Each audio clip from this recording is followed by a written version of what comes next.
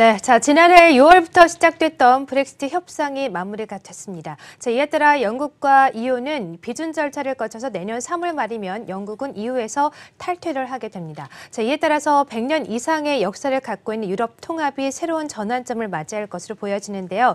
앞으로 영국과 유럽 연합은 어떤 변화를 맞게 될 것인지 오늘은 이 이슈에 대해서 이야기 나눠보도록 하겠습니다. 한국경제신문의 한상준 논설위원 나오셨습니다. 안녕하세요. 네, 안녕하십니까? 네, 반갑습니다.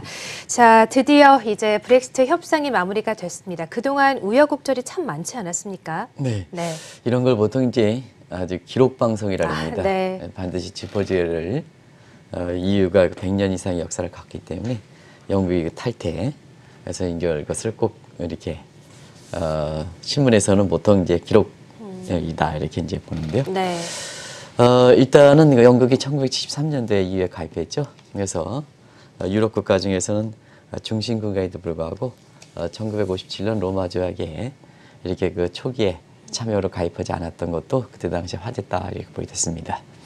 아시겠습니다. 영국이 선민의식을 갖고 있기 때문에 대륙 국가와 같이 갈 수 없다 하는 이런 문제로 인해서 초기 참여로 가입하지 않았습니다는 그 이에 그 영국이 굉장히 좀 대륙 국가들의 그 통합 움직이기 때문에 영국 경제가 좀 어려웠었거든요. 그래서 1973년에 어쩔 수 없이 선민의식인데도 불구하고 영국 EU 가입했다 이렇게 보게 됐습니다. 항상 이제 자기의 우월적 지혜가 있으면요, 이렇게 항상 문제를 일으킨다 이렇게 볼 때 있는데요. 그 이에 그 영국의 EU의 그 이렇게 여러 가지 추진한 문제에 대해서 굉장히 미온적 입장을 보여서 프랑스와 독일을 중심으로 한 대륙 국가들이 뭐냐 포지션을 좀 정확히 정할 필요가 있지 않느냐 영국이 이런 쪽에 논란이 됐었거든요. 이런 상태에서 2016년 뭐 다들 기억에 있습니다. 6월 23일 날 영국의 EU 탈퇴 소위 브렉시트라는 것을 국민투표를 해서 이전에는 통과하지 않지 않겠느냐, 그러니까 국민투표 합의하지 않겠느냐 이렇게 생각했습니다. 네. 예상 밖으로 이거 통과했거든요. 네. 그래서 탈퇴 희망국인 영국이 요청을 합니다. 이게 탈퇴를 하려면 EU가 자발적으로 하지는 못합니다. 항상 나가고자 하는 국가들이 가입 절차를 받겠다 하는 이런 그 요청이 있으면 탈퇴에 이렇게 요건을 정한 리스본 협약 50조 요걸 발동되게 됩니다. 그래서 리스본 협약 50조에 의해서 지난 2년 동안 지금까지 협상을 이렇게 되는데요. 왜 이렇게 논란이 됐냐면 EU의 그 가입 요건은 명확히 규정되어 있습니다. 근데 탈퇴 요건은 명확히 규정되어 있지 않았거든요. 그러다 보니까 가입 요건 한 2만 페이지가 넘는 것을 검토하는 과정에서 영국과 EU 나머지 27개국 간에 이렇게 여러 가지 이해관계가 되는 상태에서 우여곡절이 많았죠. 그래서 다음 장하게 보여드리겠습니다는 그동안 그 EU 협상을 위해서 협상이 시작되고 교착 상태되고 특히 올해 9월 말 이후에 굉장히 교착 상태에 빠졌다. 이때 노딜 브렉시트라는 표현이 나왔다 이렇게 보여졌습니다. 그리고 영국 내부는 나중에 말씀드리겠지만 국민투표 재투표 문제도 나오고 그렇지만 극적으로 이것이 우리 시간으로 어제 타결됐다 이렇게 됐습니다. 네, 그렇습니다. 그리고 이제 앞으로 이 과정에서 비준 갈등이 있거든요. 이거 끝나는 게 아닙니다. 비준 과정이 있는데 시기가 좀 기간이 짧긴 하지만 각 그 회원국의 비준 과정을 거쳐서 예정대로라면 내년 3월 29일 날 영국이 탈퇴한다. 이때는 비준이 되든 안 되든 영국은 탈퇴한다. 아, 그렇군요. 이게 이제 중요합니다. 네. 그래서 나중에 이제 비준 갈등 관련해서 논란이 있겠습니다는. 네. 그래서 일단 이번을 그 비준을 거치든 안 지든 탈퇴하니까 네. 사실 이번에 그 협상이 마무리되는 결과로 해서 EU가 28개 회원국에서 앞으로는 27+1로 이렇게 나오지 않겠느냐 네. 이렇게 보고 있습니다. 그래서 EU 회원국들은 이제는 27개 회원국이다 이런 표현이 의외로 많이 나올 것이다 이렇게 보겠습니다. 원칙적으로는 내년 3월 29일부터 EU 회원국이 27개국인데요. 지금 표현은 이번 협상 타결을 위해서 27개 내지는 27+1로 표기된다 이렇게 보겠습니다. 네, 말씀을 해주신 것처럼 이 브렉시트 협상이 타결이 되긴 했습니다만 타결 직전까지 정말 교착 상태에 빠지지 않았습니까? 어떻게 타결이 됐을까요? 예, 분들이 있잖아요. 워낙 미중 마찰이 이게 초미에 이렇게 관심이다 보니까 사실 그 국제금융이나 세계경제 입장에서 이것만큼 더 중요한 것은 없거든요. 그렇군요. 네. 통합의 역사가 100년 이상 역사를 갖고 또 지역블록 움직에서는 사실 그 벤치마크 역할을 했기 때문에. 그런데 이제 투자자 입장에서 이것을 그렇게 크게 관심을 보이지 않고 있습니다는. 그래서 시청자 여러분이 관심이 있든 없든 간에 기록 방송을 한국경제TV의 기록 방송을 하기 때문에 오늘 이렇게 말씀드려야 되는데요. 이거 가지고 이제 말씀드렸던 때가 이탈리아 예산안에 이렇게 EU와 조정 실패했을 때 10월 초에 이 문제를 한번 말씀드린 적이 있는데요. 그때 당시에 아주 이상한 용어들이 나왔죠. 이 아리쇼 백드롭 문제, 그 다음에 체크스 계획 문제. 요거 이제 경제 신원 용어거든요. 그러면 요게 이제 교착 상태에 빠졌던 EU의 그 영국의 탈퇴 문제, 요 문제가 사실 이렇게 극적인 타결을 했었던 그 계기가 될 수 있었던 어떤 수정안이다 이렇게 보이는데요. 아마 아일리시 백드롭 문제는 EU가 북아일랜드에 대해서 관세 동맹을 고집하고 있거든요. 근데 영국은 북아일랜드에 대한 이렇게 국가를 자기 자신의 영토라고 인정하는 국가이기 때문에 영국은 빠진다. 그 다음에 EU는 아일랜드를 EU 통합에 그들이 있는다. 여기 논란이 있었거든요. 이것이 이제 교착 상태에 빠지겠던 가장 큰 요인인데요. 자, 영국 입장에서는 아리스 백드롭이라는 것은 드롭, 포기한다. 내지는 스탑. 이 스탑이라는 표현도 있고 드롭이라는 표현을 씁니다. 원칙적으로는 드롭이 맞다 이렇게 보겠습니다. 자꾸 이제 이렇게 그 스탑이라는 표현을 제가 백드롭이라는 표현을 쓰고 해주는데 자꾸 이걸 고치더라고요. 인터넷상에 잘못 나온 용어입니다. 그래서 아리스 백드롭 문제는 뭐냐면 북아일랜드 국경 문제에 대해서 대폭 양보한다는 얘기입니다. 양보. 네, 그래서 드롭이라는 표현이 맞다 하는 걸 말씀드리겠습니다. 그런 반면에 이제 체커스 계획이라는 것은 영국 전체를 관세 동맹에 자리시켰다. 이제 타협점이죠.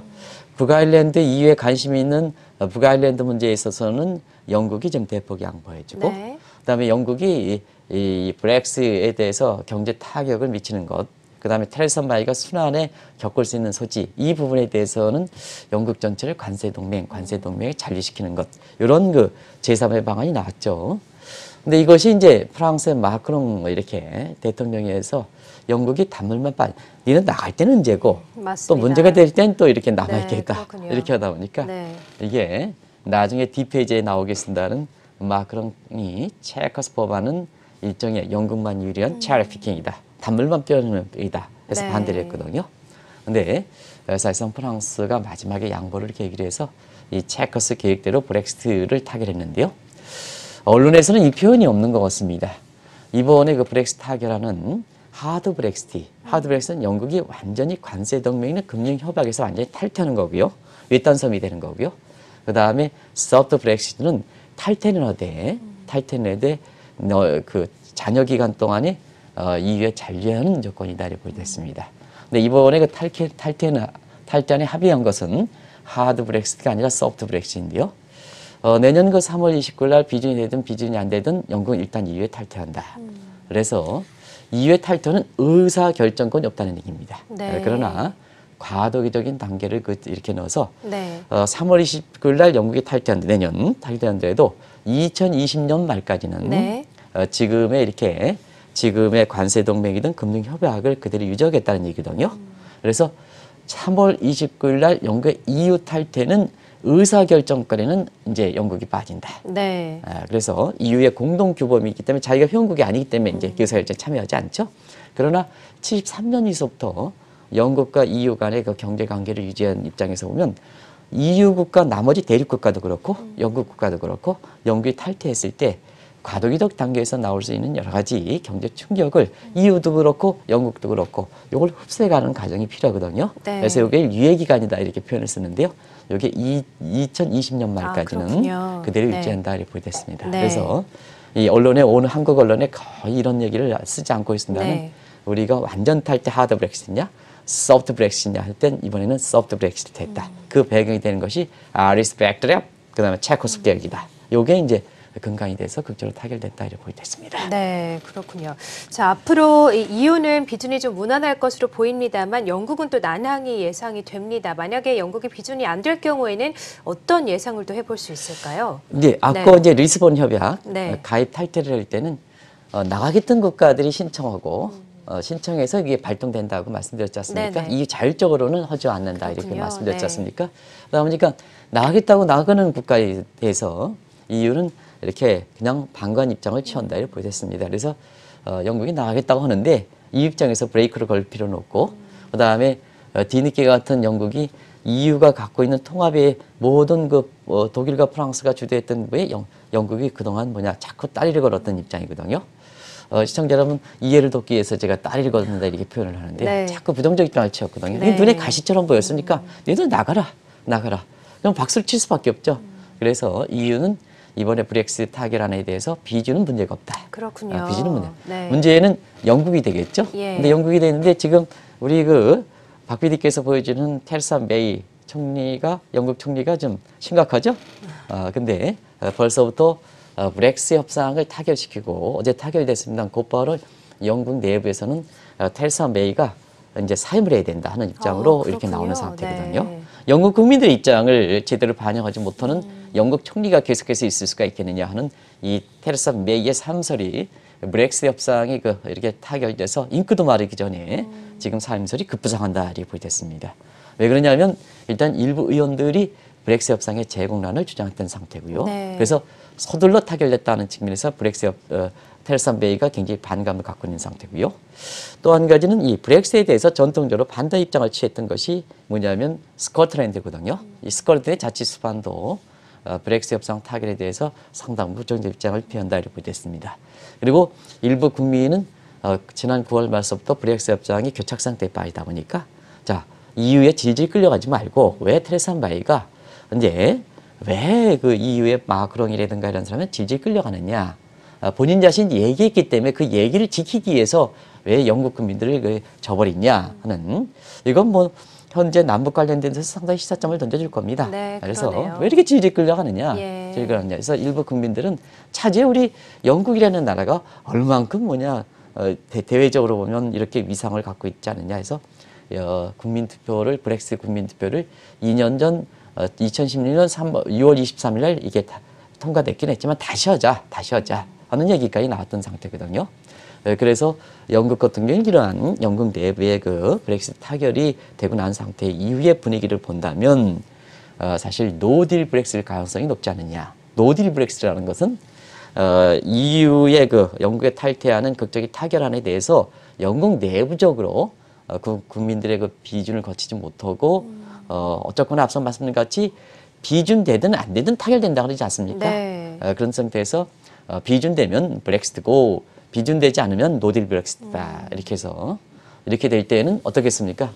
시청자 여러분도 다 아시겠죠? 노딜 브렉시트 비준이 안 돼서 했을 때는 테레사 메이는 내년 3월 29일 날 경우에 따라서는 사임될과 불가피할 것이다 이렇게 보겠습니다. 네. 왜냐하면 이전에 2016년 6월 23일 날도 이 캐머린 당시에 테레사 메이 전이죠. 보수당의 수상이었던 이 양반이 자기의 정책 생명을 위해서 이 브렉시트를 이 국민투표에 붙였던 것이 사실 캐머린 총리 입장에서는 브렉시트가 통과되지 않을 거로 봤거든요. 근데 통과를 했었거든요. 네, 본인 자신의 연임을 국민투표에 붙였거든요. 근데 이 통과됐거든요. 네. 통과됐거든요.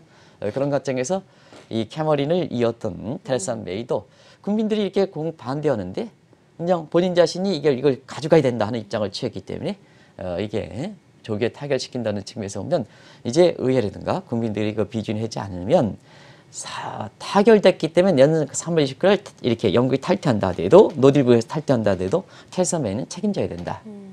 이런 얘기를 이렇게 나온다 이렇게 보게 됐습니다. 불가피하지 않냐 생각합니다. 네, 그렇습니다. 말씀을 들어보니까 이 브렉시트 협상이 마무리가 되면서 가장 우려되는 국가가 바로 영국인 것 같은데요. 앞으로 영국 경제는 어떻게 될까요? 영국 경제는 사실 테레사 메이가 이번 협상을 주도했습니다는 왜 주도했느냐? 시청자 여러분 영국이 EU 탈퇴된다 하더라도 영국 경제에 미치는 충격은 적다 하는 측면에서 이걸 가져갔던 거죠. 네. 근데 실질적으로 지난 2년 동안 나타났던 문제, 그 다음에 영국의 입장이 변화된 것을 한번 보면, 지난 2년 동안 의외로 협상 기간 동안에 이렇게 굉장히 이렇게 협상이 부진했던 것은 결국 영국의 경제에 굉장히 타격이 심했기 때문에 그렇다 이렇게 보게 됐습니다. 그래서 아시겠습니다. 브렉시트 협상의 영국의 가장 중심지가 경제지 런던인데요. 런던 같은 경우에는 이렇게 브렉시트 협상이 타결되지 않다 하더라도 시청자 여러분이 영국에 진출하는 금리사의 수장이다. 이렇게 생각했을 때는 사실 2년 후에 닥치는 영국의 EU 탈퇴 문제를 고려한다면 결과적으로 보면 탈퇴가 확정되지 않았다 하더라도 결국 사업계획상 미리 좀 전략을 선제적으로 조치를 해야죠.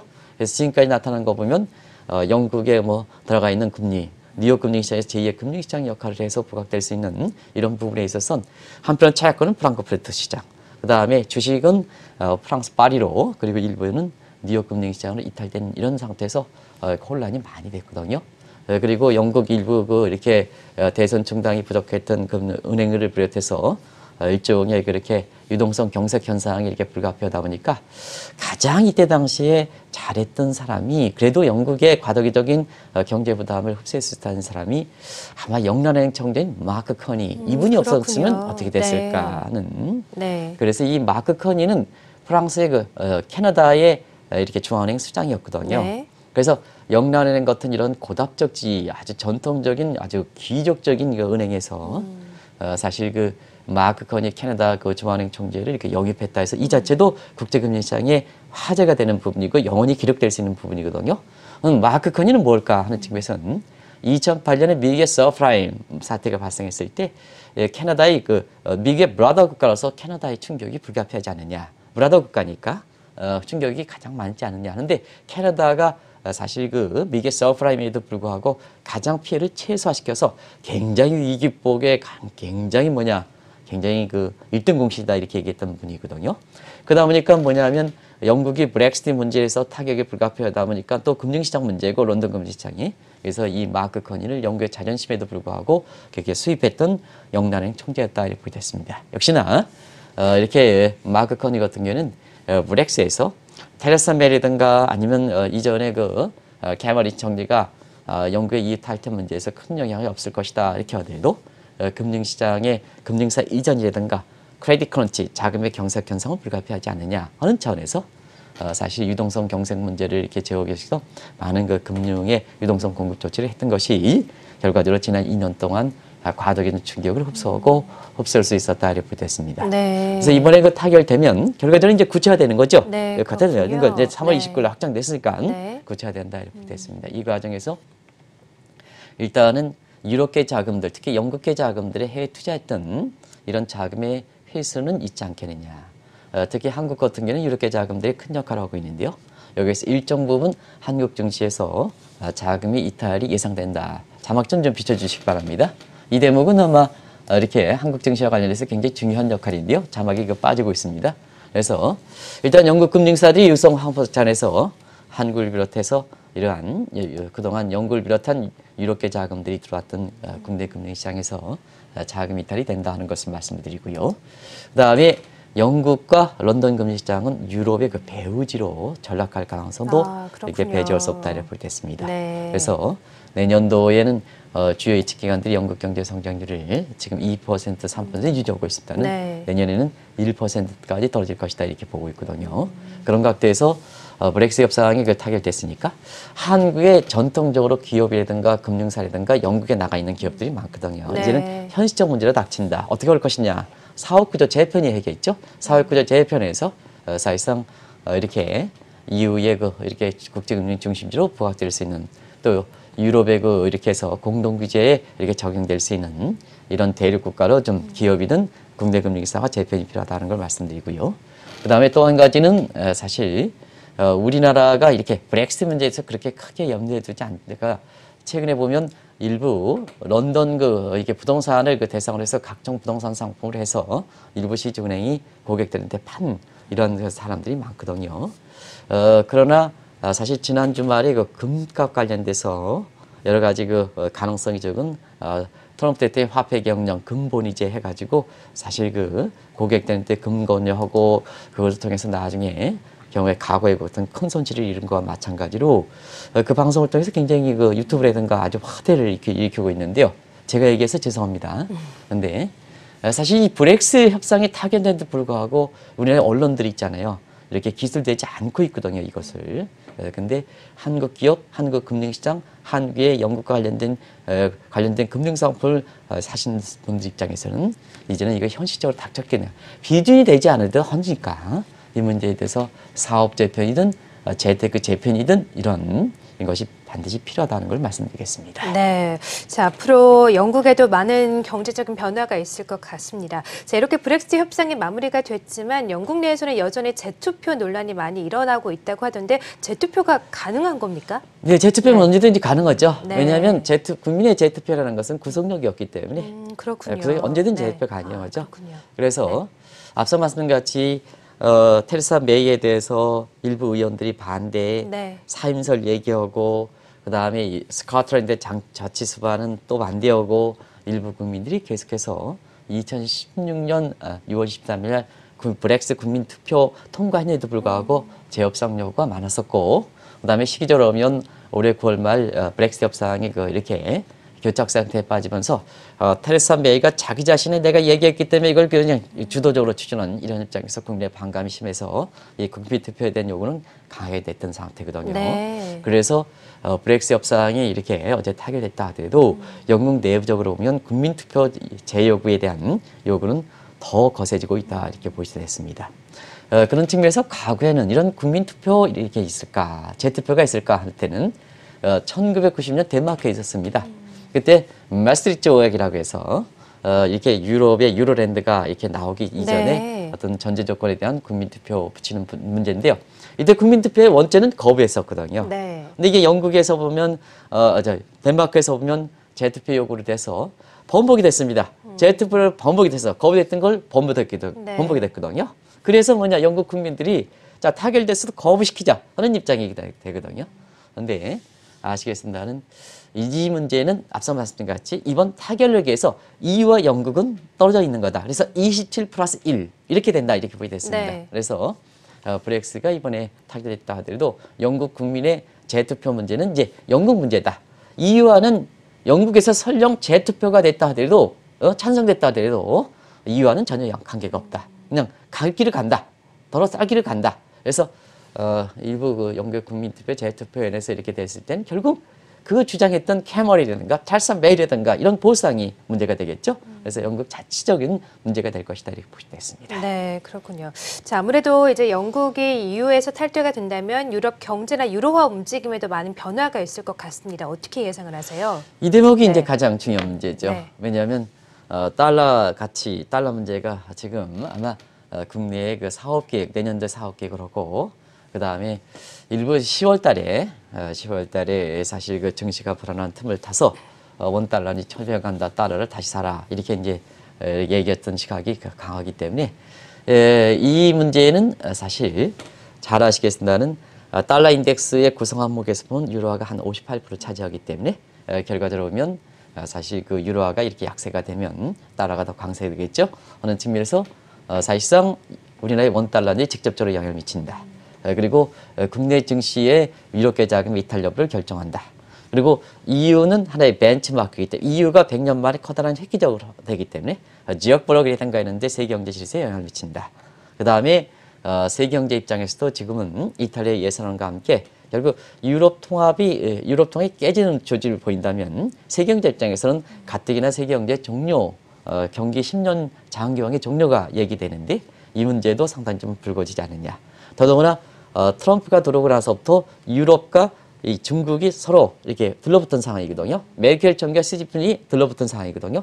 그런 측면에서는 중국 경제 안 좋다. 오늘 사실 여러 가지 시청자 여러분한테 중국 경제에 대해서 2차선부터 한 올해 내년의 성장률 6.2% 빠지지 않느냐 하는데 골드만삭스라든가 이런 데 예측이 6.2%까지 빠진다. 5%까지 빠진다 해서 유럽과 영국이 들러붙은 유럽과 중국이 들러붙은 상황에서 전부 경기가 돌아낸다. 했을 땐 세계 경제 입장에서는 경기가 의외로 더 빨리 빠져질 수 있지 않느냐 하는 이런 비관론이 날 수밖에 없거든요. 그래서 가장 관심 있는 것이 아마 유로 가치가 직접적으로 영향을 받을 거로 이렇게 보이는데요. 자, 유럽은 지금 이중거에 걸려 있죠. EU 내에서 브렉스 문제, 그다음에 영국은 EU 유로랜드 국가는 아니기 때문에 유로랜드 내에서 유로랜드와 관련해서 이탈리아 예산 반영 문제가 있죠. 그렇군요. 그래서 영국은 이중거다. 영국은 EU 국가이지 브렉시트 국가는 아닙니다. 그래서 브렉시트는 유럽 문제는 아닙니다. 그다음에 이탈리아는 EU 국가이자 유로랜드 국가거든요. 그래서 이탈리아 예산은 EU 문제도 있고 유로랜드 문제가 됐다 이렇게 됐습니다. 그래서 직간접적으로 이번에 브렉시트가 협상 타결은 가장 크게 유로 가치에 영향을 미친다 이렇게 됐는데요.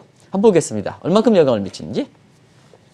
영국의 유로랜드 직접적인 국가를 아니더라도 유로와 전역에 통용된 유로 가치에 브렉시트 협상이 통과 직후에 유로 가치가 떨어졌죠. 1달러 1유로까지 거의 등가슴까지 떨어졌죠. 네. 근데 이것을 극복시키는 사람이 작년 5월 달에 마크롱 대통령이 당선되고 나서 유럽의 하나의 통합을 강조한 상태에서 1.20달러까지 돼서 한국경제TV를 통해서는 작년에 달러 사지 말고 유로 사십시오. 유로 샀던 것이 한 20% 돈 벌었고 그 다음에 달러 산 사람이 13% 이렇게 손실을 기록했던 상황이거든요. 그런데 다시 올해 들어서 브렉시트 협상이 교착 상태에 빠지고 이탈리아 예산안 관련돼서 EU와의 그 협상이 제대로 진행되지 않은 상태에서 유로 가치가 떨어졌죠. 그래서 유로당 1.13달러대까지 떨어져서 올해 그 뒤늦게 유로를 샀던 사람이 굉장히 큰 손실을 기록하고 있는 상태죠. 그런 상태에서 유로 가치 문제에 있어서는 앞으로 이 내년 3월 29일에 교착 상태에서 보면 유로 가치가 회복되기는 상당히 좀 어렵지 않겠느냐 이렇게 이제 예상되고요. 아, 그렇군요. 그리고 네. 앞서 말씀드린 같이 결국은 유로 경제는 네. 어쨌거나 EU 통합에서 한국가가 빠지면 경제 성장이 떨어진다 이렇게 보게 됐습니다. 왜냐하면 EU 통합이라는 게 약 100년 이상의 역사를 갖고 있고 네. 그다음에 영국이 1973년에 가입했다면 몇 년입니까? 벌써 45년의 역사를 갖고 있기 때문에 어쨌거나 영국이 빠지면 기존에 유지했던 좋든 싫든 경제 시스템, 교육 시스템이 이렇게 새롭게 정착을 해야 되기 때문에 과도기적인 상태는 경제 성장이 떨어진다. 그래서 1%까지 간다. 그래서 드라기 총리가 사실 내년까지 내년 이 임기입니다는 내년의 임기가 연임될 것이냐 하는 측면에서 보면 상당히 좀 연임이 좀 힘든 측면도 있습니다. 그동안 이제 유럽의 그 위기 과정에서 드라기 총리가 이렇게 울트라 그 금리 완화 정책을 통해서 유럽에 그나마 경기에 받쳤는데요. 지금 이탈리아가 예산안 문제에서 EU가 갈등을 가진 사람이고 드라기 총리는 이태리 사람이거든요. 그래서 상당분 이 드라기 총리가 연임이 좀 어렵지 않겠느냐. 이 사람이 꼭 필요한데요. 연임이 어렵지 않겠느냐 하는 측면에서 유럽 경제가 내년에 1%까지 빠질 것이다 이렇게 보시면 되겠습니다. 네. 그러면 우리나라의 원달러 환율 문제라든가 그다음에 EU의 수출 문제라든가 그리고 영국에 비해서 EU 국가들은 환경 보존이라든가 게 굉장히 강합니다. 그래서 한국 기업들이 유럽에 수출할 때 환경 보호 기준이라든가 게 굉장히 세질 가능성이 있습니다. 네. 그렇기 때문에 이런 문제를 좀 대비해야 되는데요. 지금 우리나라의 그 경제 강요라든가 언론이라든가 이런 데서는 이 문제에 대해서 전혀 이렇게 언급이 잘 안 되는 상태거든요. 네. 지금 제가 만약에 편집국장이라면 한 2페이지, 3페이지, EU의 통합 역사에서 100년 역사를 갖고 있는데 그냥 한 3, 4페이지를 그냥 펼쳐가지고 이걸 좀 써주고 싶은데요. 네. 제가 편집국장이 아니기 때문에 오늘 저한테 기회를 주는 한국경제TV의 이 방송을 통해서 자세하게 말씀드린다 하는 것을 시청자 여러분께 양해를 구하겠습니다. 네. 자, 이 때문인지 조지 소로스도 브렉시트 이후에 유럽 위기의 재현 가능성을 또 언급하지 않았을까? 이 부분은 또 어떻게 예상을 하세요? 근데 결국 딴 길을 가는 거죠. EU 입장에서는 딴 길을 가는 거다. 그래서 영국은 이제 딴 길을 간다. EU 통합이 나머지 27개국이 이제 간다 하는 측면인데 이게 이제 보통 투 스피드 통합이다 이렇게 표현을 하는 겁니다. 그리고 멀티 트랩이라는 표현을 씁니다. 그래서 조지 소로스가 이미 이 문제에 대해서는 길게 보면 브렉시트 협상의 국민투표에 영국 국민이 통과하고 난 이후에 짧게 보면 이 방송을 통해서 말씀드렸서는 이탈리아 예산안 관련해서 EU와의 조정이 실패했을 때 조지 소로스가 유럽 위기 경고를 다시 한번 했는데요. 아시겠습니다는 7년 전에 유럽 재정 위기가 나서 시청자 여러분 이제 기억하시죠? 피그 수가 이제 앞으로는 많이 나올 겁니다. 이제 피그 수가들. 그래서 일부 신문에서는 돼지 새끼다리라는 표현을 써가지고 이게 국제적으로 망신사를 뻗쳤었는데요. 다른 국가인데요. 우리가 경제관계를 유지해야 되는데요. 이 언론들이 자극적 표현을 해서 돼지 새끼들이라는 표현을 써가지고 국제적으로 망신을 당했던 표현인데요. 언어 표현은 잘 써야 됩니다. 이런 측면에서 이런 피그 스쿼드를 다시 한번 포르투갈, 이태리, 아일랜드는 빠지고요. 그리스, 스페인 이런 국가들이 이제 다시 부각될 것이다 이렇게 보겠습니다. 그래서 사실상 영국은 제 갈 길을 가고 그다음에 대륙 국가들 중에서 EU 국가이자 유로랜드 국가인 국가들 이게 이제 이탈리아가 대표적인데요. 여기서 이제 굿 애플스 경제 여건이 아주 좋은 국가들 굿 애플스라고 그러거든요. 좋은 그다음에 썩은 사과에 해당되는 피그 국가들을 배드 애플스라고 하는데요. 이 국가 간의 통합의 스피드 영국을 사례로 해서 영국의 사례로 해서 통합의 스피드인가 통합의 길은 멀티 스피드, 멀티 트랙 이런 방으로 이렇게 가지 않겠나 이렇게 보고 있습니다. 네. 그런 것이 이제 향후의 유럽 통합이 영국의 브렉시트의 극적인 타결 이후에 유럽 통합에 안달이지 않느냐 생각합니다. 네, 그렇군요. 자, 사실 최근에 이 납타 협상도 오랜 역사를 갖고 있었습니다만 USMCA로도 재탄생되지 않았습니까? 네, 그렇습니다. 이제 유럽연합 EU도 다시 한번 새로운 방안을 모색하면서 재탄생이 될 텐데 어떤 방안을 모색할 거라고 좀 보십니까? 네, 영국의 네. EU 탈퇴 계기로 해서 네. 그동안 뭐 그냥 가지 않겠느냐 이렇게 해서 매너리즘에 빠졌던 EU 통합도 사실 새로운 전환점, 그렇겠죠? 나머지 27개국의 네. 새로운 전환점을 맞습니다. 모색한다 이렇게 네. 됐습니다. 근데 이제 앞서 말씀드린 같이 납타도 세계에서 가장 잘 됐고 경제 효과가 높았다는 이것도 트럼프 정부 들어와서 지금 말씀하신 대로 US, 미국, 멕시코, M, CA, 캐나다 이렇게 해서 USMCA 요 자체도 있잖아요. 납타라는 표현을 네. 납타는 시청자 여러분 납타? 회원국이 어디지? 납타가 왜 그럴까? 네. 이렇게 돼서 네. 그 용어 자체에서 사실 완전히 녹여 들어가 있거든요. 녹여 들어가 있고. 네. 노스 아메리카 프리 트레이드 에리어의 약자죠. 근데 녹여 들어가 있죠. 근데 이번에 그 제2의 대안이라고 얘기했던 네. USMCA. 예? 요게 이제 요 용어 자체도 완전히 녹여 들어가 있지 않죠. 네. US, 미국, M, 멕시코, 멕시코, 그다음에 네. CA, 캐나다. 네. 녹여 들어가 있지 않죠.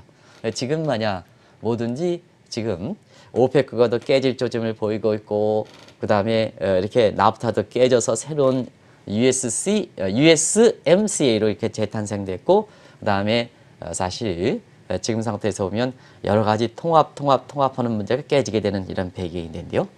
결과적으로 영국은 이제 빠지니까 나머지 EU 국가들은 어떤 쪽으로 모색할 것이냐, 특히 유로랜드 같은 경우는 어떤 쪽으로 모색할 것이냐 하는 측면에서는 대체로면 제3의 방안이 이렇게 나올 거로 보이는데요. 그게 아유로 방식이다, G유로 방식이다, S유로 방식이다 이렇게 하는데요. 요건 무슨 뜻이냐? 아유로 방식은 이태리 플러스 유로 방식이고 그다음에 G유로 방식은 G 플러스 유로 방식이고 스페인 같은 경우는 SEU로 방식이다 이렇게 보는데요. 일단은 그렇습니다. 통합이 이제 같이 가지기 어렵다. 소셜 네트워크라든가 뭔가 세계 하나이기 때문에 같이 가지고 왔다. 그래서 공동상, 민감하지 않은 비민감 상황이라는 이걸 이제 통합에서 비민감 상황, 국민들이 아주 알레르기 반응을 보이지 않는 것. 그래도 우리 각오할 수 있는 것. 그래서 양보가 가능한 것은 EU에 그것도 유로랜드에 잔존시키고 해서 네. 통합의 길을 가고 나머지 민감 상황, 국민들의 자긍심을 건드리는 것. 예를 들어서 이민 문제라든가 테러 문제라든가 자존심을 건드려서 문화 문제라든가 이런 문제의 민감 사항은 자체적으로 해결된다. 그동안 민감 사항이든 비민감 사항 같이 통합을 해 같이 가져갔는데 이제는 이렇게 가기에는 이제 영국의 탈퇴를 계기로 해서 같이 가기 어렵다. 더더구나 지금은 개성화 추세다. 이 부모님의 말씀, 예를 들어서 부모님, 제 얘기도 과거에는 좋든 싫든 부모님 말이 옳았는데 옳다고 얘기했는데 지금은 뭐냐? 자식들이 부모 말씀을 듣고도 이해하지 못한, 확신하지 못하니까 자기 방에 들어가서 이게 네이버라든가 뭔가 이게 아주 확인하는 시대, 구글에 확인하는 시대니까 이게 똑같다. 이 사회 현상이 그러니까 사회 규범도 똑같다. 이렇게 보시면 되겠습니다. 그래서 국민들이 이렇게 아주 민감한 사항은 개성화 추세를 해서 이것을 좀 자체 회원국에 맡기는 이런 I유로 방식, G유로 방식, S유로 방식 이런 방식으로 제3의 트랙을 좀 마련하지 않겠느냐. 그래서 유럽은 상당 부분 지금 변화가 됐을 거다. 네. 이렇게 말씀드리겠습니다. 네, 그렇군요. 자, 오늘은 브렉시트에 대한 이야기를 나눠봤습니다. 브렉시트 협상이 종료가 됐는데요. 앞으로 영국과 유럽연합은 어떤 전망을 갖고 있는지 앞으로 경제는 어떻게 될지 이야기 함께 나눠봤습니다. 한국경제신문의 한상주 논설위원과 함께했습니다. 말씀 고맙습니다. 네, 고맙습니다.